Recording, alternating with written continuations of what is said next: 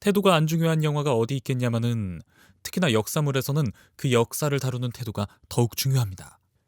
실제 있었던 일을 각색하는 것인 만큼 왜곡 없이 전달하면서도 현대에 어떤 메시지를 줄 것인지 고민해야 하기 때문인데요. 이 시점에서 저는 이 영화만큼 사극 영화가 가져가야 하는 태도를 치열하게 고민한 작품은 드물다고 생각합니다. 바로 황동혁 감독의 남한산성입니다. 일단 이 영화의 태도를 이야기하기 전에 한 가지 짚고 넘어가야 할 것이 있습니다. 영화가 개봉했을 당시 지루했다는 평가가 꽤 있었다는 점인데요. 근래 사극들이 화려한 전쟁 장면 등으로 볼거리에 힘을 주고 있는 추세이기 때문에 이런 부분들에 익숙해진 관객들은 확실히 지루함을 느낄 수 있었다고 보여집니다. 제가 이 영화는 태도가 훌륭하니까 지루해도 꼭 참고 봐라. 그 지루함을 못 참는 관객들이 잘못이다. 이런 얘기를 하고 싶은 건 당연히 아닙니다. 이전에도 훌륭한 태도를 가짐과 동시에 재미도 보장한 작품들은 있었으니까요. 이 점을 생각해 본다면 재미와 태도 두 마리 토끼를 모두 다 잡지 못한 것이 남한산성의 흠이라면 흠입니다. 더욱 그런 게 이 영화가 개봉한 날이 2017년 10월 3일. 그러니까 추석 연휴였죠. 그랬기 때문에 남한산성이 포기했던 재미가 더욱 크게 느껴진 것일지도 모르겠습니다. 그런데 거꾸로 한번 생각해 봅시다.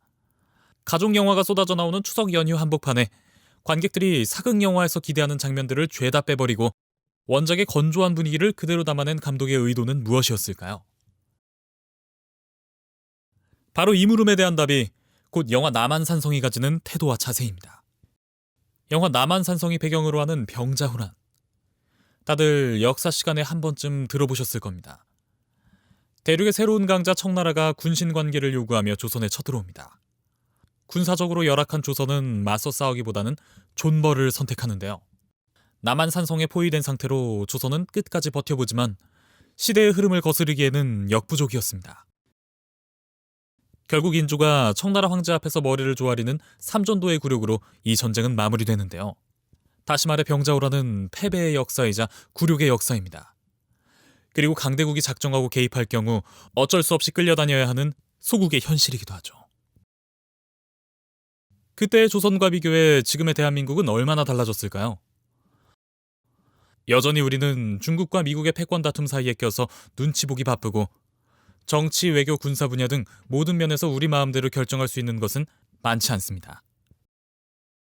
즉, 감독은 화려한 역사의 일부를 떼어내 승리감에 도취하기보다는 굴욕의 역사를 민낯 그대로 드러내어 아직까지 유효한 현실을 보여주고자 한 것입니다. 얼마 전에 개봉한 국가부도의 날과도 비슷한 주제의식을 갖고 있는 것이죠. 병자호란 당시 조선의 왕 인조도 역사 시간에 한 번쯤 들어보셨을 겁니다. 무능한 왕으로 잘 알려져 있죠. 병자호란의 뼈아픈 패배에는 인조의 책임이 적지 않습니다. 하지만 영화 남한산성에서는 이 패배에 대한 책임을 인조 개인에게로만 몰아가지 않습니다. 물론 극 중에서 인조는 쉽게 결정을 내리지 못하고 갈팡질팡하는 인물로 그려지고 있죠. 그러나 단언컨대 그 자리에 누가 앉아있다고 한들 확신을 가지고 어떤 결정을 내리지는 못했을 겁니다.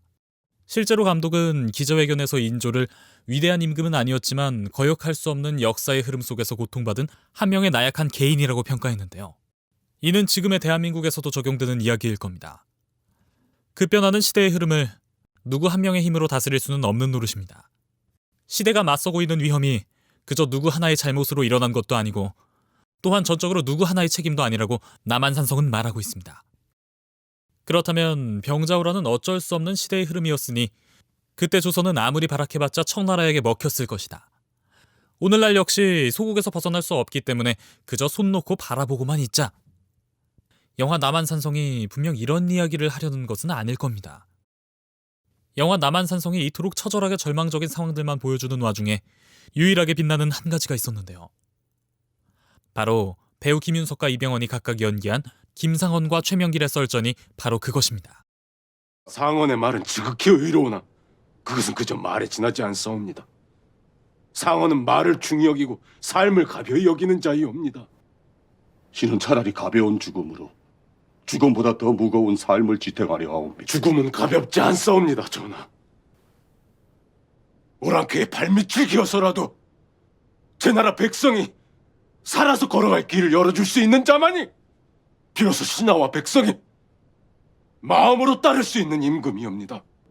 만백성과 함께 죽음을 각오하지 마시옵소서. 한 나라의 군왕이 오랑캐에 맞서 떳떳한 죽음을 맞을지언정 어찌 만 백성이 보는 앞에서 치욕스러운 삶을 구걸하려 하시옵니까? 최명길은 삶이 있고 나서야 의로움이 있다고 말합니다. 김상원은 의로움이 없는 삶은 죽음보다 못하다고 말하죠. 최명길은 오랑캐에게 머리를 조아리는 한이 있더라도 백성들의 목숨을 지켜내는 것이 임금이라고 말합니다. 김상원은 백성들 앞에서 치욕스러운 삶을 구걸하는 대신 떳떳한 죽음을 맞는 게 임금이라고 말하죠. 이 영화를 본 관객들 중 김상원이 맞다 또는 최명길이 맞다고 단호하게 말할 수 있는 사람은 아마 한 명도 없을 겁니다. 오히려 선택장애를 겪는 인조의 처지를 동조하게 되겠죠. 그 이유는 이 썰전이 옳음과 옳음의 대결이기 때문입니다. 둘 중 누구도 틀린 말을 하지 않았습니다. 단지 이 나라를 살리고자 하는데 어떤 방향이 더 옳은지 자신의 소신을 이야기할 뿐이었으니까요. 김상원과 최명길도 그것을 서로 알고 있습니다. 그렇기 때문에 서로의 주장에 대해 치열하게 맞받아치면서도 상대를 비하하지는 않습니다. 사석에서 만날 때도 경계를 하기보다 인사를 올려 예를 갖춥니다. 또 극중에서 최명길은 인조에게 김상원만한 충신이 없으니 전쟁 후에 궁으로 돌아가더라도 그를 내치지 말아달라고 부탁합니다. 신은 이제 만고의 역적이옵니다. 궁으로 돌아가시더라도 상원을 버리지 마소서. 그는 이 성 안에 하나밖에 없는 충신이옵니다. 상대 역시 그만의 옳음을 주장하고 있음을 알기 때문에 오히려 존중의 시선으로 서로를 바라보고 있는 것입니다. 반면 이만한 그릇을 지니지 못한 신하들은 뒤에서 최명길을 악인으로 만드는 데 바쁩니다. 최명길이 청나라에게 서신을 보내자는 것을 두고 신하들은 그를 나라를 팔아먹은 역적이라며 목을 치라고 상소를 올립니다. 전하! 최명길의 답서는 종사를 들어서 적들에게 바치는 역적의 문서이옵니다.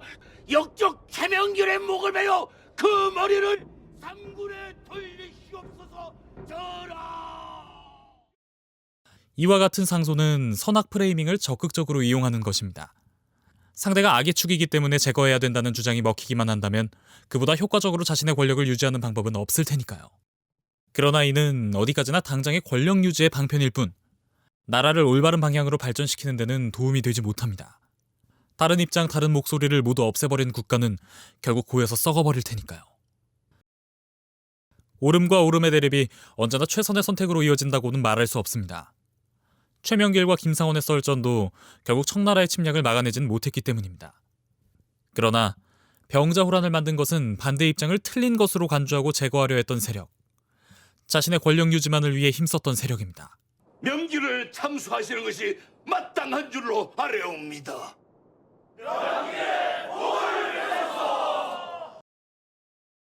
서로의 옳음을 존중하면서 바람직한 국가를 만들기 위한 논의가 멈추는 순간 국가는 언제나 위기를 맞았습니다. 이것이 남한산성이 우리 사회에 던지는 메시지입니다. 지금 우리의 정치계는 김상원과 최명길에 가까울까요? 뒤에서 악을 규정하던 신하들에 가까울까요? 여전히 미국과 중국 사이에서 눈치를 볼 수밖에 없는 국제정세. 그것을 극복하기 위한 한국의 정치는 병자호란 당시의 조선에 비해 얼마나 달라졌을까요? 지금까지 미노타우루스였습니다.